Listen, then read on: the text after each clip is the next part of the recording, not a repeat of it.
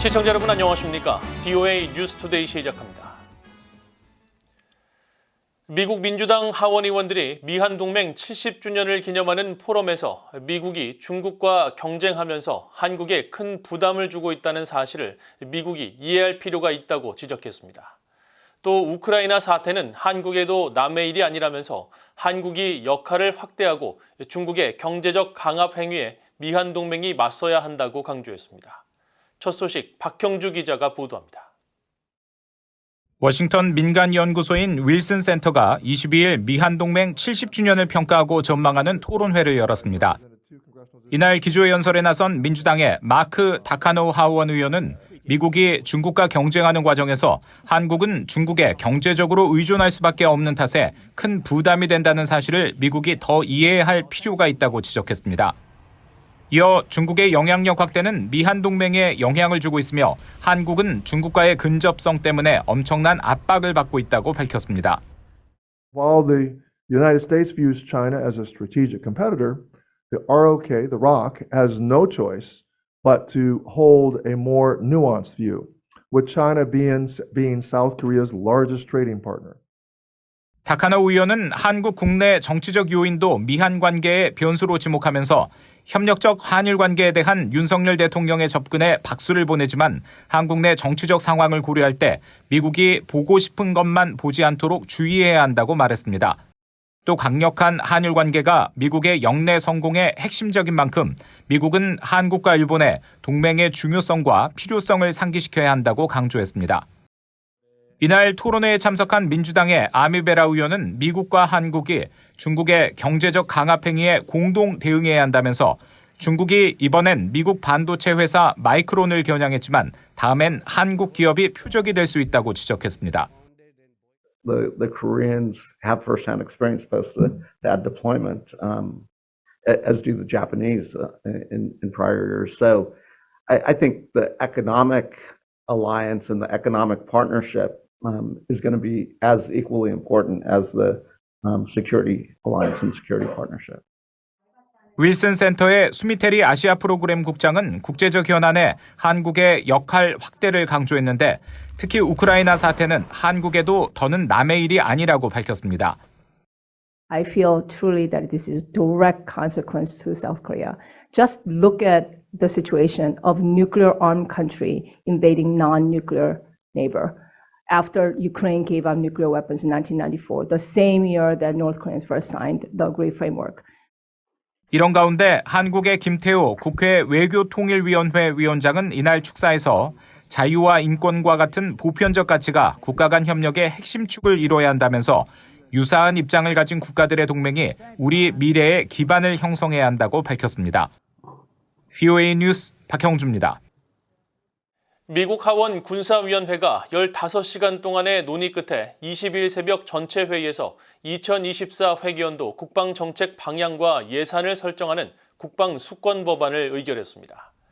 본회의로 회부된 새 회기연도 국방수권법안에는 미국 본토 방어와 관련해 북한의 위협을 거론하며 미사일 방어 강화 계획을 의회에 보고할 것을 행정부에 지시하는 내용이 포함됐습니다.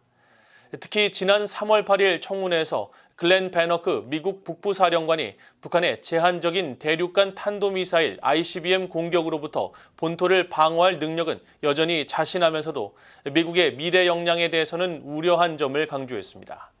또 한국과 관련해서는 약 28,500명의 주한미군을 유지하고 모든 범주에 미국 방어 능력을 사용해 미국의 확장 억제 공약을 확인하는 것으로 미한동맹을 강화해야 한다는 것이 의회의 입장이라고 밝혔습니다.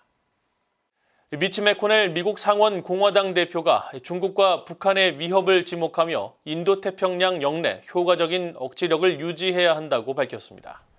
매코넬 대표는 21일 국가안보를 주제로 한 본회의장 연설에서 인도태평양 지역 미국의 파트너들은 유럽에서 러시아의 공격과 중국의 영내 공격 위협 사이의 연관성을 이해하고 있다며 특히 한국은 미국과의 안보 협력을 심화하고 방위산업 역량을 확대하면서 유럽에 있는 미국의 주요 동맹국들의 군사력을 제공하고 있다고 밝혔습니다. 또 윤석열 한국 대통령과 기시다 후미오 일본 총리는 양국 관계를 개선하고 점점 더 호전적인 북한에 맞서 미국과의 협력을 확대하기 위해 노력해왔다고 강조했습니다.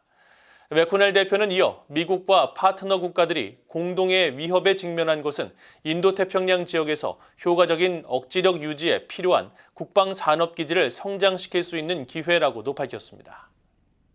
북한에서 열병식 준비 정황이 계속 포착되는 가운데 이번에는 평양 김일성 광장에도 인파가 집결했습니다. 북한이 통상적으로 열병식을 앞두고 김일성 광장에 군중을 모은 전례로 볼 때 다음 달 열병식 개최 가능성이 더 높아지는 것으로 관측됩니다. 함지아 기자가 보도합니다. 평양 김일성 광장에서 변화가 포착됐습니다. BOA가 민간 위성업체 플래닛랩스의 22일자 위성 사진을 살펴본 결과 김일성 광장 서쪽 지대 한켠에 인파가 만들어낸 것으로 보이는 점이 파악됩니다. 그 앞으로 띠 형태로 큰 사각형 혹은 타원형 원이 만들어져 있는데 평소 김일성 광장에서 흔히 볼 수 없는 모습입니다. 김일성 광장에서 움직임이 포착된 건 지난 16일부터입니다. 이날 서쪽 지대에선 인파로 보이는 무리가 광장 곳곳에서 식별됐습니다. 앞서 지난달 중순 평양 미림 비행장 북쪽에 위치한 열병식 훈련장에선 트럭 수십 대와 다수의 병력 대열이 포착돼 북한이 전승절로 부르는 한국전쟁 정전협정일인 다음 달 27일 열병식을 개최할 것이라는 전망이 나왔습니다.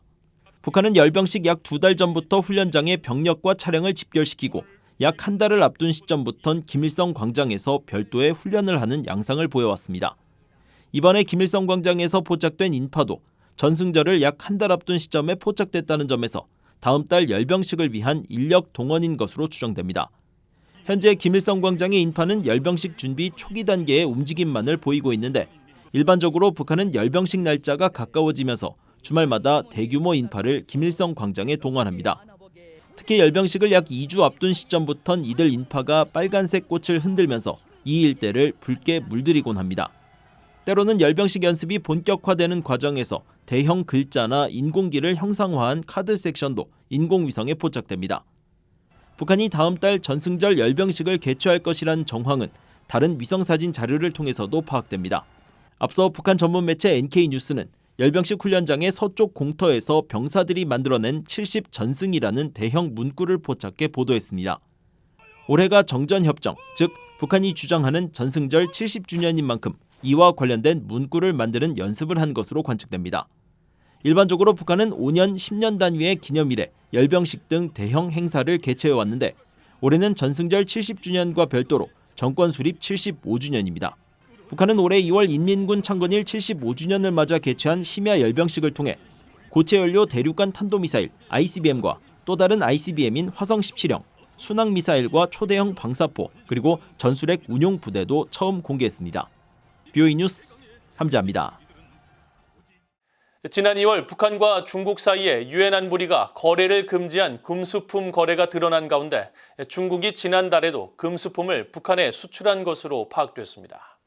중국 해관총서가 발표한 5월 북중무역 세부 자료에 따르면 중국은 국제 상품 분류 체계 HS 코드에 따라 정한 품목 분류상 철강과 철강 제품, 비금속 공구, 기계류, 전자기기, 철도용 제품 등 안보리가 금지한 58가지 제품을 북한에 수출했습니다. 중국의 대북 수출 총액은 22만 5천 달러, 수출된 물량의 총 무게는 100톤을 넘습니다.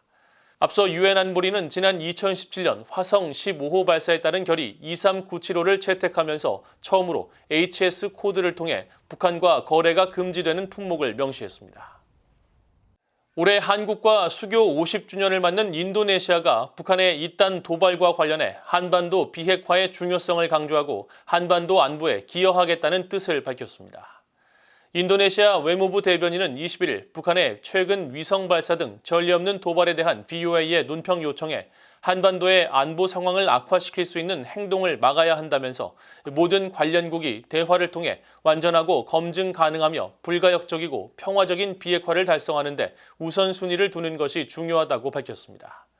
또 인도네시아를 비롯한 동남아시아 국가연합, 아세안 국가들은 한반도의 안정과 안보 강화를 촉진하고 기여하는 역할을 할 준비가 돼 있고 한국과 인도네시아는 오랜 기간 긴밀하고 우호적인 양자 관계를 유지해왔다고 강조했습니다. 이어 한반도 문제를 다루는 데 있어 아세안의 원칙인 동남아시아 우호 협력 조약과 아세안 헌장에 명시된 원칙에 따라 다자 기반의 포용적인 접근을 계속 추진할 것이라고 밝혔습니다. 대북 독자 제재를 시행 중인 미국과 유럽연합 EU가 북한과 무기 거래 의혹이 있는 아프리카 국가 남수단에 대해 유엔 대북 제재 결의 준수를 촉구했습니다. 국무부 대변인은 20일 VOA의 관련 서면 질의에 북한에 관한 유엔 안보리의 결의는 여전히 유효하며 유엔 회원국들은 해당 결의에 따른 의무를 준수해야 한다면서 다수의 유엔 대북 제재 결의는 유엔 회원국이 북한으로부터 모든 무기와 관련 물자를 조달하는 것을 금지하고 있다고 밝혔습니다.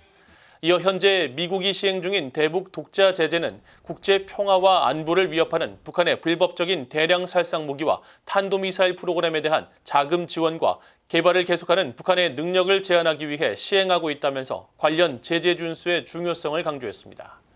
역시 대북 독자 제재를 시행하고 있는 EU도 이날 VOA에 북한의 핵무기 개발과 미사일 발사는 국제 비확산 구조를 악화시키고 모든 국가의 위협이 된다면서 EU는 모든 정부가 북한과의 모든 무기 거래를 금지하는 여러 유엔 안보리 결의에 따른 의무를 준수할 것을 촉구한다고 밝혔습니다.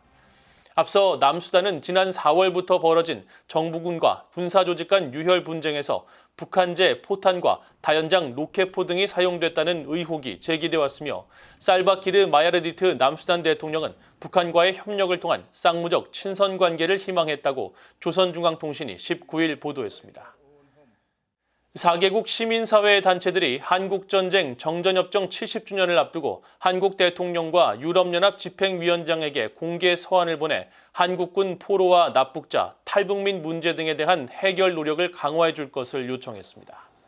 한국의 전환기정의 워킹그룹, 미국의 북한인권위원회, 캐나다의 한보이스, 영국의 징검다리 등 4개국 14개 NGO들은 20일 윤석열 한국 대통령과 우르줄라 폰데어 라이엔 유럽연합 EU 집행위원장에게 보낸 서한에서 올해 유엔 총회에서 다시 제출될 북한 인권 결의안 내용과 표현을 강화해야 한다고 당부했습니다. 특히 한국군 포로와 관련해서는 북한 정권이 제네바 협약에 따른 전쟁포로 송환 의무를 거부하고 있다는 점을 명시하고 미송환 한국군 포로들이 북한에서 겪은 강제노동과 노예화, 고문, 구금, 실종, 처형, 성분 차별 문제를 결의안에 포함해야 한다고 강조했습니다. 또 북한 정권이 민간인을 납치하고 지난 10년간 최소 6명의 한국인을 억류하고 있는 점을 지적하며 이들의 국적과 억류자들의 이름을 결의안에 적시해야 한다고 권고했습니다. 이상으로 VOA 뉴스투데이를 모두 마칩니다. 시청해주신 여러분 고맙습니다.